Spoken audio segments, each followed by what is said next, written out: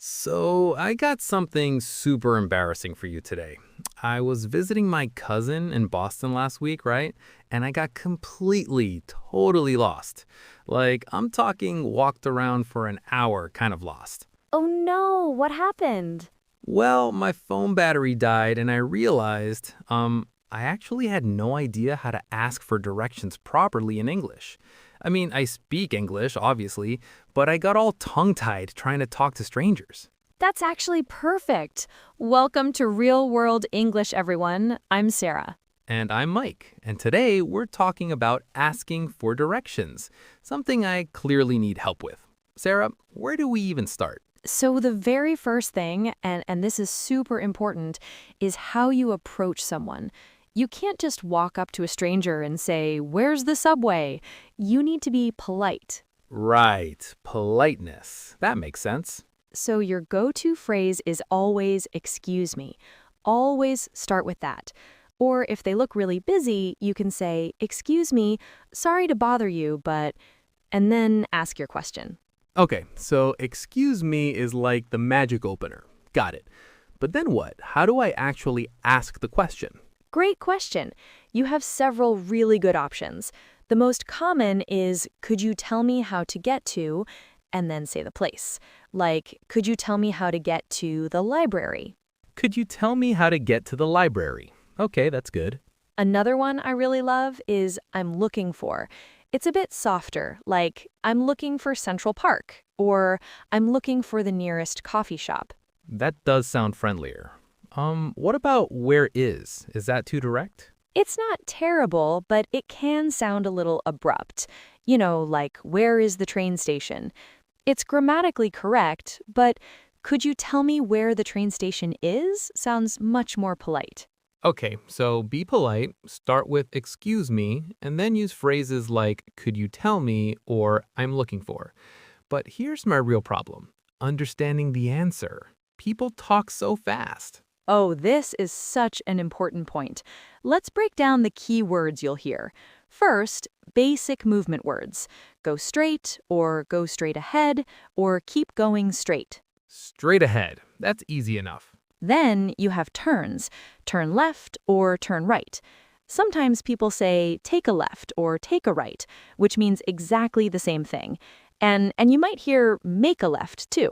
So turn left, take a left, and make a left all mean the same thing? Exactly. They're completely interchangeable. And they'll often give you landmarks to help you. A landmark is like an easily recognizable building or place. Turn left at the big red building, or you'll see a Starbucks on your right. Landmarks are helpful. What about those position words like it's on the corner or across from something? Yes, those are super important. On the corner means where two streets meet. Across from means on the opposite side of the street from something. Next to means right beside something. And between means in the middle of two things. This is like learning a whole new vocabulary. But what if I still don't understand? Can I ask them to repeat it? Absolutely. It's totally okay to say, "Sorry, could you repeat that?" Or, "I didn't catch that. Could you say it again?" People are usually very understanding, especially if you're learning English. That's a relief. Okay, so let's practice this. How about we do a little role play? You can be a local person and I'll be a confused tourist. I love that idea. Okay, let's say you're trying to find the City Museum. I'll be someone walking down the street. Go ahead and ask me. All right.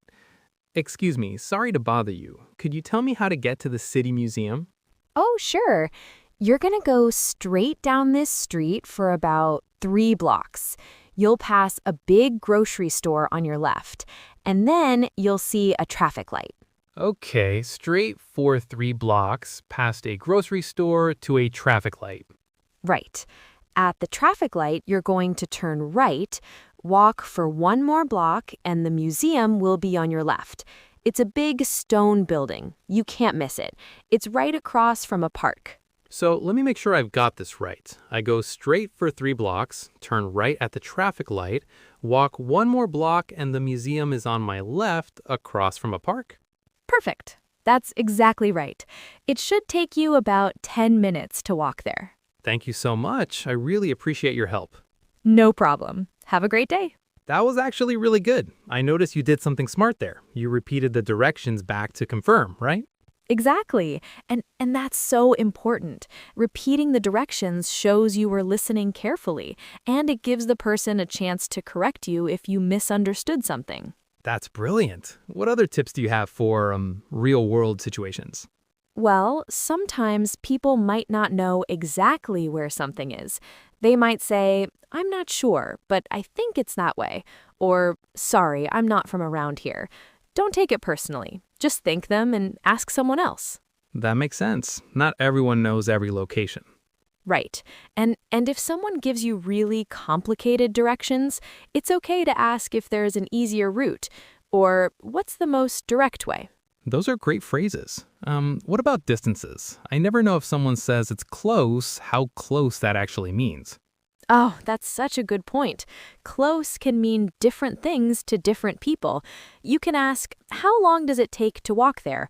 Or "Is it walking distance?" to get a better idea. Perfect. All right, let's recap everything we've covered. First, always start politely with "excuse me." Second, ask your question using phrases like, "Could you tell me how to get to?" or "I'm looking for." That's right. Third, listen for keywords like straight, left, right, and landmarks. Fourth, repeat the directions back to make sure you understood correctly. And finally, always say thank you. That's the perfect summary. And remember, don't be afraid to ask for clarification if you need it. Most people are really happy to help. I feel so much more confident now. This has been incredibly helpful, Sarah. I'm so glad. That's all for today's Real World English. Thanks for listening, everyone. Before we go, we want to hear from you. What phrases do you use when asking for directions in English? Or maybe you have a funny story about getting lost like I did.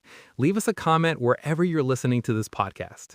Yes, please share. We love reading your comments and learning from your experiences. We'll see you next week with another Real World English. Bye for now. Bye, everyone.